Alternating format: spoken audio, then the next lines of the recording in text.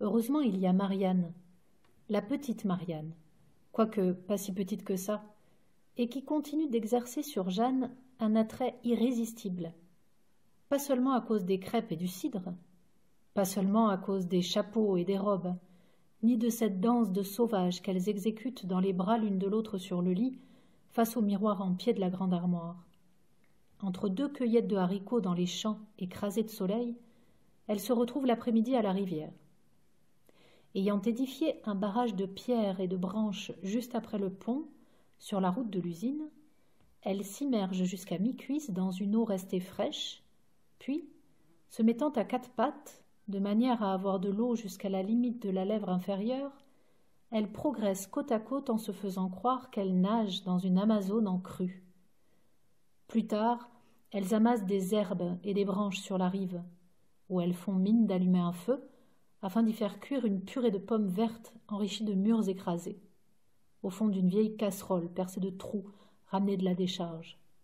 La décharge est cet énorme cratère en contrebas du chemin conduisant à la rivière, où s'accumule tout ce que peut contenir une maison, et même un château, dit Marianne, puisqu'on y trouve un matelas roulé en boule et des chaises sans dossier, un fauteuil dégorgeant sa mousse et débandant ses ressorts, des fleurs artificielles, des abat-jours crochetés, des tringles métalliques avec des lambeaux de rideaux, des pots de chambres émaillés, des brocs pleins de peinture durcie, une machine à coudre déglinguée, de la vaisselle cassée et des couverts rouillés. De temps en temps, des promeneurs les hèlent depuis le pont de bois, et il arrive à certains de lâcher une poignée d'herbe ou une branche au fil de l'eau, en pariant que ces frêles esquifs parviendront à contourner le barrage et poursuivront leur course cahin-caha jusqu'à l'entrée de l'usine. Aujourd'hui, c'est au tour du jeune prêtre de la paroisse de s'arrêter au milieu du pont.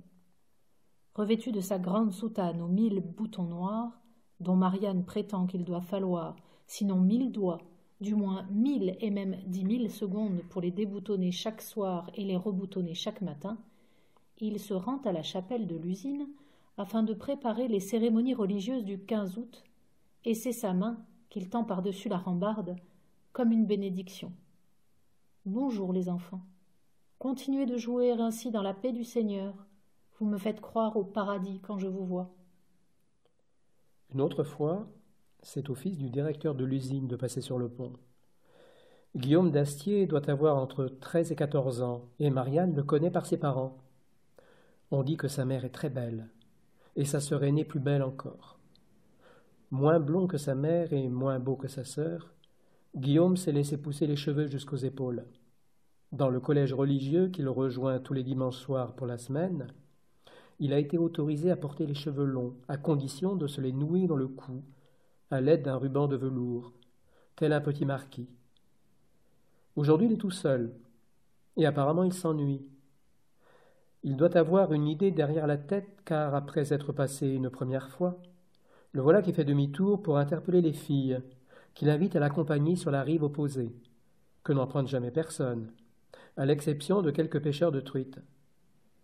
Plus embarrassés qu'intéressés, Marianne et Jeanne se résignent à lui emboîter le pas, tout en prenant bien soin de maintenir entre elle et lui, fils du directeur de l'usine quand même, une distance de 5 à 6 mètres. Avisant un arbre au tronc blanc, plus grand et plus droit que les autres, Guillaume choisit de s'y adosser. Sans être trempé de sueur, son visage est moite et comme moiré, livide, comme si le sang l'avait déserté, ce qui peut sembler paradoxal après cette marche accélérée dans les broussailles. En même temps, il sourit, et Marianne lui rend son sourire. Guillaume vient d'ôter sa ceinture.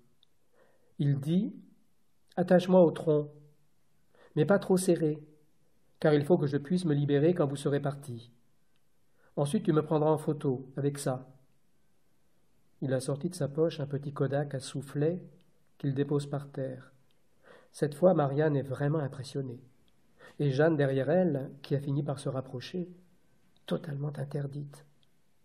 Pendant ce temps, Guillaume achève d'enlever sa chemise, découvrant un torse étroit et glabre, dont les disques sombres des seins dessinent 2 petites cibles, attirant sur elle le feu des regards.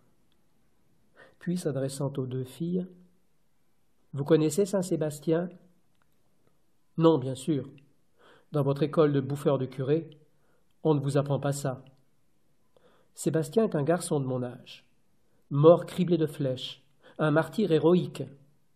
Et naturellement, vous ne connaissez pas non plus le Saint-Sébastien du Pérugin, ni celui d'Antonello de Messine, celui de Mantegna, de Memling, de Bernin, de Titien, de Rubens, du Gréco. Alors que moi, oui, je les ai tous étudiés. Vous voyez, les plus grands peintres le connaissent et le fréquentent intimement car il est mort heureux. » Inspirée par une volonté de somnambule, agissant comme un automate, Marianne peine à accomplir ce qu'exige le garçon.